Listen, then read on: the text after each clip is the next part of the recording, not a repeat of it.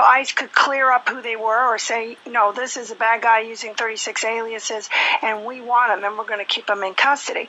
What Obama did was he said goodbye to secure communities and he instituted this thing called Priority Enforcement Program, which has no teeth, which has no guts, and you basically might as well not do anything with them. But when he gave the announcement to get rid of secure communities, this is what Obama said: felons, not families, criminals, not children, is what we're working on.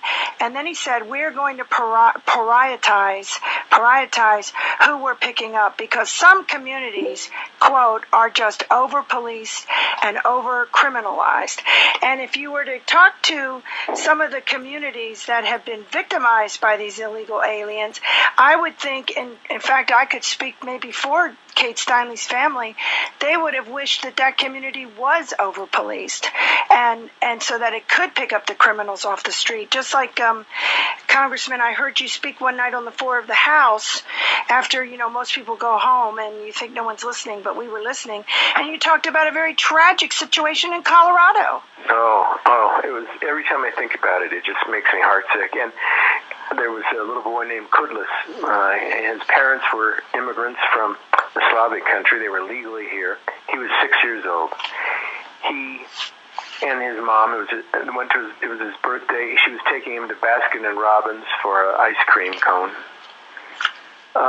They went in. She went up to the counter. She told him to sit down at the table, and she would bring him his ice cream treat. He did. An illegal alien, drunk again, driving, crashed into a pickup truck and killed the two people in the pickup truck, careened into the front of the Baskin and Robbins store and killed the little boy sitting at the table. He had been arrested 6 times. He had been incarcerated 3 times. None of those arrests or incarcerations made it to the ICE component here in Colorado. I don't know whether they would have done anything. That's the other side of this. ICE has been so sort of neutered by the federal government, by the administration, that the local authorities always complained that they turned in the names, they turned in these people, nothing ever happened. Nobody came to get them.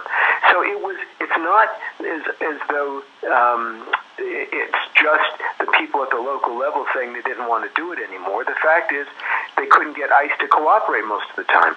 And yes, there are, unfortunately, thousands. And I am not kidding. I know people can hardly grasp this.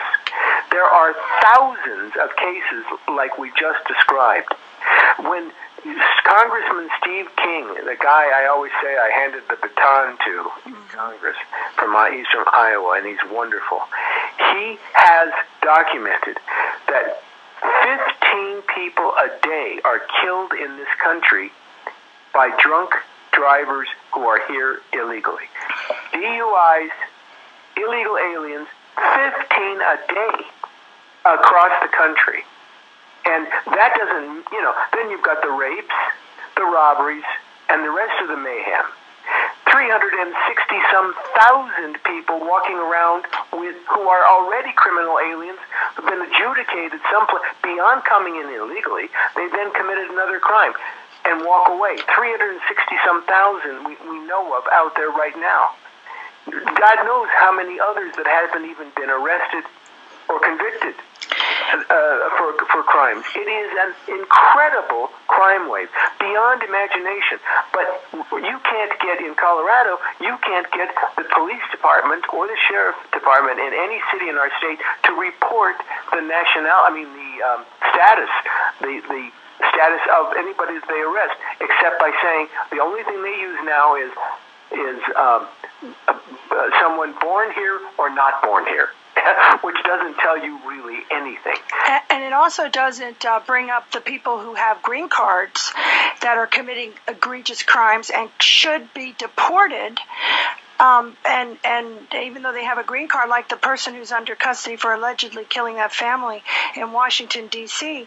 But just to illustrate what you're saying, Congressman, let me just read a couple of things. When Jeb Bush says they're all coming here for love, let me just give you a little sample of some of the crimes being committed by illegal aliens. As Steve King says, a war being committed on our citizens right on our own land. We have an illegal alien stabs to death a 24-year-old college student, Lauren Bump. Illegal alien charged with murder for vicious stabbing death of Kathleen Bynum in a Walmart parking shop. Twice deported illegal alien charged with the murder of Sheriff's Deputy Josie Fox, 37. Mary Nagel, raped and murdered by an illegal alien who then uses her cell phone to brag about the crime to her family. Illegal alien abducts, rapes, and murders a 10-year-old girl. Illegal alien kidnaps, molests, strangles, and kills Esmeralda Nava, just 4 years old. Mary Sadler, 74, is raped, assaulted, and beaten to death by an illegal alien.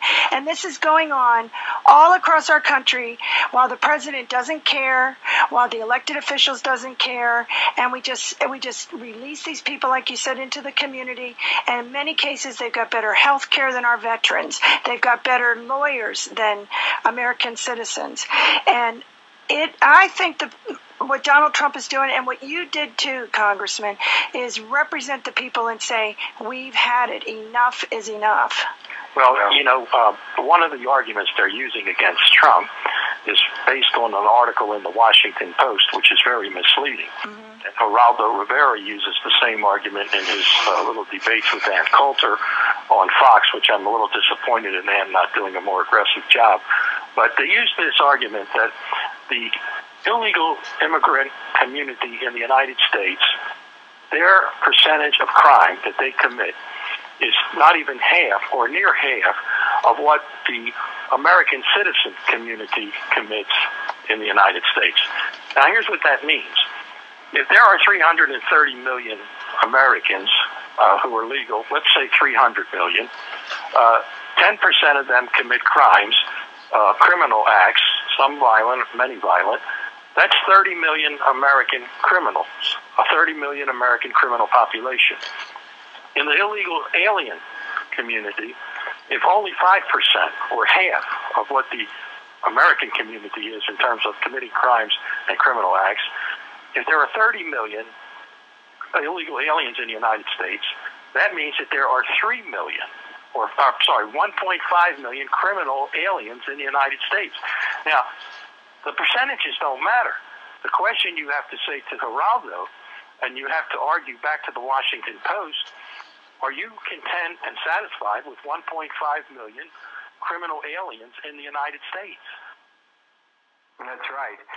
And I guarantee you that